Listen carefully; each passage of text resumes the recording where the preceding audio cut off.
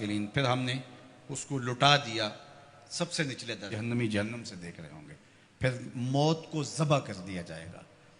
حدیث پاک میں آتا ہے جنتی اتنے خوش ہوں گے، اگر موت کو موت نہ آئی ہوتی تو یہ خوشی سے مر جاتے، اور جہنمی اتنے مایوس اور دکھی ہوں گے، اگر موت کو موت نہ آئی ہوتی تو یہ دکھ سے مر جاتے۔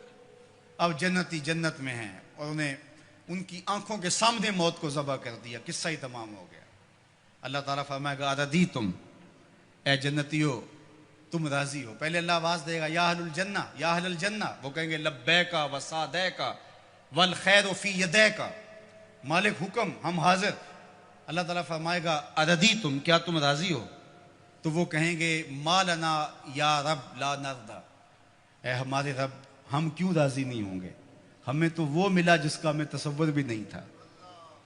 حضور نے فرمایا کہ میں، بخاری کی روایت ہے، میں اس آخری شخص کو جانتا ہوں، اس آخری شخص کو جانتا ہوں جو جہنم کے رگڑے سہ کے آخر میں جہنم سے نکلے گا اور سب سے آخر میں جنت میں جائے گا۔ فرمایا، اور ایک روایت مسند فردوس دہلوی میں اس کا نام بھی بتایا، تو کہا کہ میں اس آخری شخص کو جانتا ہوں، بخاری کی روایت ہے۔ تو وہ جنت میں جانے کے لیے جہنم سے کوئلے کی طرح سیاہ ہوا ہوگا، جب نکلے گا تو اللہ تعالیٰ اسے کہے گا بتا کیا چاہیے، تو وہ کہے گا کہ مالک مجھے یہ دے دے، یہ دے دے، یہ دے دے۔ اللہ کہے گا لکا ما تمنیت، جو تیری آرزو جا تجھے دے دیا، اب جنت میں چلا جا۔ تو وہ خیال کرے گا جنت میں تو کوئی 1 انچ بھی نہیں بچی ہوگی، اتنے لوگ جنت میں چلے گئے ہیں۔ تو وہ کہے گا مالک میرے لیے وہاں کتنی جگہ ہے؟ تو آواز آئے گی تیرے لیے جنت میں اس دنیا سے 10 گنا جگہ ہے۔ کتنی؟ یہاں تو 1 کنال کا گھر، 2 کنال کا بنگلہ، 6 کنال کی کوٹھی بنانے کے لیے آدھی زندگی لگ جاتی ہے، اور یہ سب سے پھاڑا سمجھتے ہیں نا، جو سب سے آخر میں جنت میں جائے گا، یہ اس کی جاگیروں کا میں آپ کو بخاری کی حدیث کے حوالے سے بتا رہا ہوں۔ اللہ فرمائے گا جا جنت میں، تیرے لیے دنیا سے 10 گنا ہے، 7 بر اعظموں پہ پھیلا ہوا جہاں، اس کو 10 سے ضرب دے۔ یہ کس کو ملے گی؟ جو سب سے آخر میں جنت میں جائے گا، اور وہ کہے گا اتسخر بی وانت الملک، میرے رب تو رب ہو کہ مجھ سے مذاق کر رہا ہے؟ اس کو گمان ہی نہیں ہوگا کہ اتنا مجھے مل جائے گا۔ وہ تو سوچے گا 2 مرلے کا جھونپڑا بھی جنت کے کسی کونے میں مل جائے تو غنیمت ہے۔ اسے کہا جائے گا دنیا سے 10 گنا جگہ تیرے لیے جنت میں تیرے نام ہوئی، تو وہ کہے گا اتسخر بی وانت الملک، میرے رب تو رب ہو کہ مجھ سے مذاق کر رہا ہے؟ تو اللہ فرمائے گا مذاق نہیں، یہ حقیقت ہے۔ اور یہ بات سن کر کے، یہ حدیث بیان کرتے ہوئے میرے حضور اتنا مسکرائے کہ صحابہ کو حضور کی داڑھیں نظر آ گئی، کہ اس کو لگے گا ہی نہیں کہ مجھے اتنی جگہ دی گئی ہے۔ یار جو پھاڑا ہوگا، سب سے آخر میں جنت میں جائے گا، اس کو تو اتنی جگہ ملے گی، تو بلال حبشی کی جاگیروں کا عالم کیا ہوگا، عثمان و علی کی جاگیروں کا عالم کیا ہوگا، ابو بکر و عمر کی جاگیروں کا عالم کیا ہوگا، اور جنت کے وارث حسن اور حسین کی جاگیروں کا عالم کیا ہوگا۔ یہ تو سب سے آخر میں جانے والے کی جاگیریں ہیں۔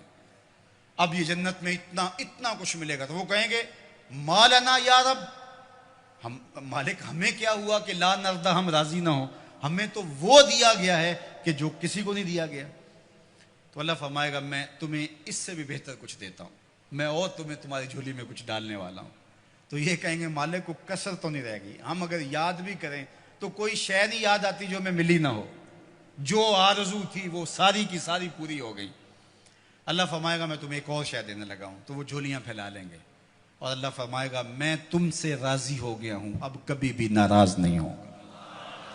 میں تم سے راضی ہو گیا ہوں، اب کبھی بھی ناراض نہیں ہوگا۔ جنت سے یا تو موت اس نعمت کو ختم کرے گی، یا پھر اللہ ناراض ہو جائے تو اللہ کسی کو نکال دے، تو اللہ ضمانت دے گا میں اب تم پہ ایسا راضی ہوں، اب کبھی بھی تم سے ناراض نہیں ہوں گا۔ ایسا اجر اللہ عطا کرے گا، فَلَهُمْ أَجْرٌ غَيْرُ مَمْنُونَ۔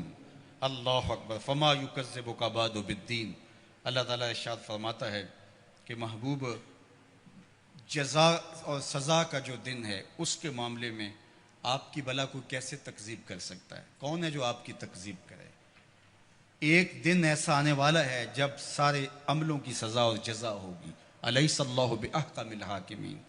کیا اللہ تعالیٰ جل شانہ حاکموں کا حاکم نہیں ہے.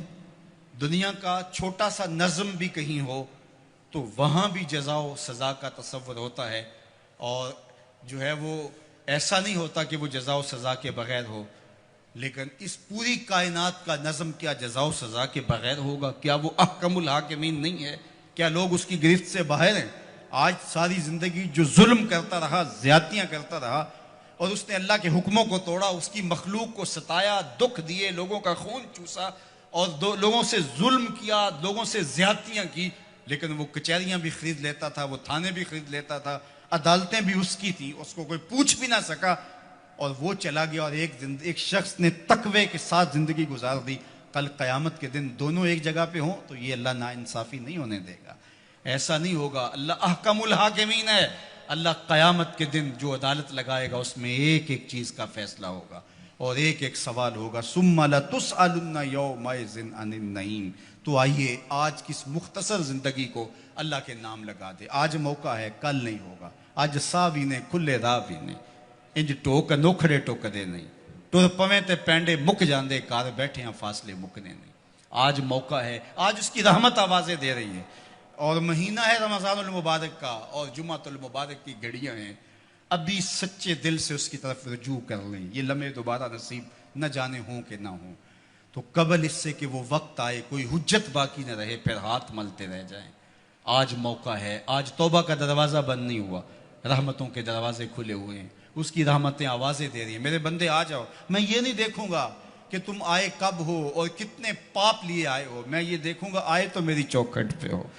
تمہارے نہ صرف گناہ معاف کروں گا بلکہ گناہوں کو بدل کے نیکیوں میں تبدیل کر دوں گا. تم آؤ تو صحیح میری چوکھٹ پہ. ایک فقیر تھا, وہ بازار میں کھڑا رو رہا تھا, تو کسی نے رک کے کہا, بابا کیا ماجرا ہے, کیوں رو رہے ہو, کسی نے مارا ہے؟ کہا نہیں کوئی ایسا ماجرا نہیں. تو پھر کیوں رو رہے ہو؟ کہا لوگوں کے رویے نے مجھے رلا دیا. کیا مطلب؟ کہا بازار سے گزر رہا تھا, دنیا میں کھوئے ہوئے لوگوں کو دیکھا, دل میں ترس جاگا, تو میرا خیال آیا ان بندوں کی اور رب کی صلح نہ کروا دوں. تو کہا پھر کیا ہوا؟ کہا میں نے اس سے بات کی, آواز آئی, لے آ میری چوکھٹ پہ, ایک آنسو سے سارے گناہ دھو ڈالوں گا. میں بڑا خوش ہوا, میں نے ان سے بات کی, یہ الٹا میرا مذاق اڑانے لگے. جا بابا کام کر, تجھے کیا پتا دنیا داری کیا ہوتی ہے. تو وہ تو معاف کرنے پہ آمادہ تھا, یہی اس کی دہلیز پہ نہیں جا رہے. تو مجھے اس پہ افسوس ہوا. تو وہ تو معاف کر رہا تھا لیکن یہ نہیں مانے. خیر اگلے دن وہی فقیر قبرستان میں کھڑا رو رہا تھا, اور وہی شخص دوبارہ گزرا, تو پھر رک گیا. کہا بابا بازاروں میں بھی روتا ہے, قبرستانوں میں بھی روتا ہے, آج کیا ماجرا ہے؟ کہا کہانی کل والی ہے.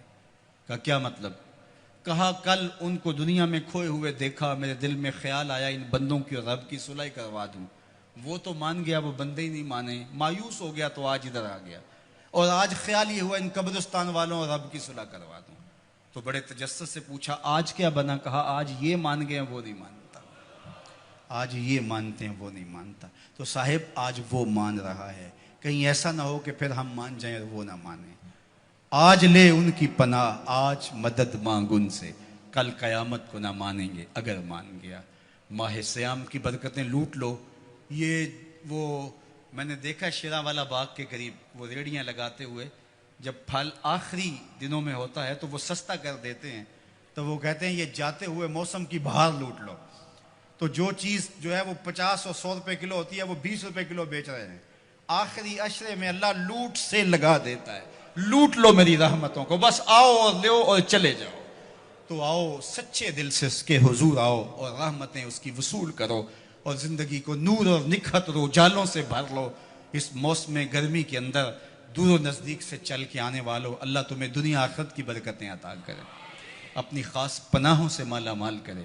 اللہ عزت آبرو آپ کا مقسوم کرے. انشاءاللہ العزیز اللہ نے چاہا, اللہ کی مرضی ہوئی تو انشاءاللہ کل نماز عشاء کے بعد صلاۃ التراویح کے بعد یہیں اسی جگہ پہ دوبارہ ملاقات ہوگی. لیلۃ القدر کی مبارک گھڑیوں میں دوبارہ انشاءاللہ آپ سے جو ہے وہ ہم کلام ہونے کا شرف اور موقع ملے گا.